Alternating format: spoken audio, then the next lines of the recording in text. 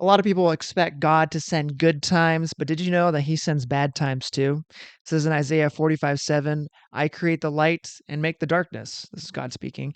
I send good times and bad times. I, the Lord, am the one who does these things. And that can kind of mess some people up. Why would God decide to send some bad things? Well, we have to remember in Romans 8:28 it says, and we know that God causes everything to work together for the good of those who love God and are called according to his purpose for them. So everything means the good and the bad. Everything encompasses all the things we experience here on earth, whether we are blessed or whether we are going through a trial or a challenge or bad times. God will work it together for the good of those that love him. And so God is using bad times to shape and mold us. He uses bad times to chip away at the parts of our life that we might be relying on too much, or maybe that we've made an idol in our lives, or that is preventing us to get to the next step of growth that we have in our relationship with God.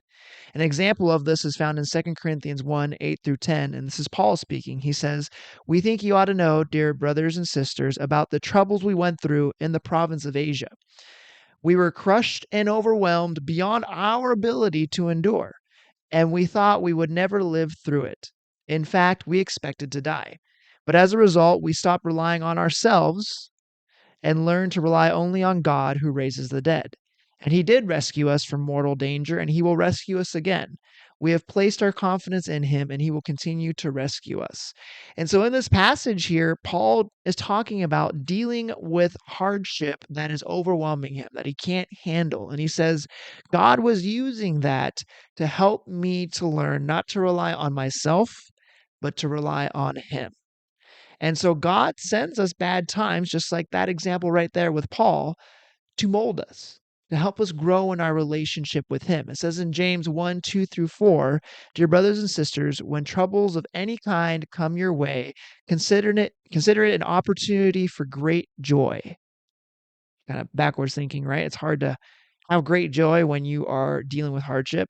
For you know, this is how you do it, that when your faith is tested, your endurance has a chance to grow. So let it grow, for when your endurance is fully developed, you will be perfect and complete, needing nothing.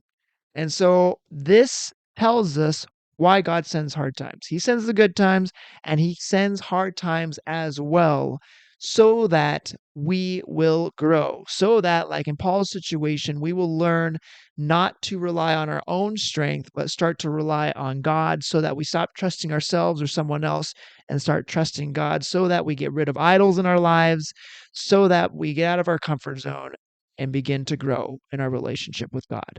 That's why he sends hard times. He has a purpose for them. Hard times are a tool that God uses to mold us and shape us into who he wants us to be. And in that, we can handle those hard times better, knowing it is helping us grow. Thanks for watching.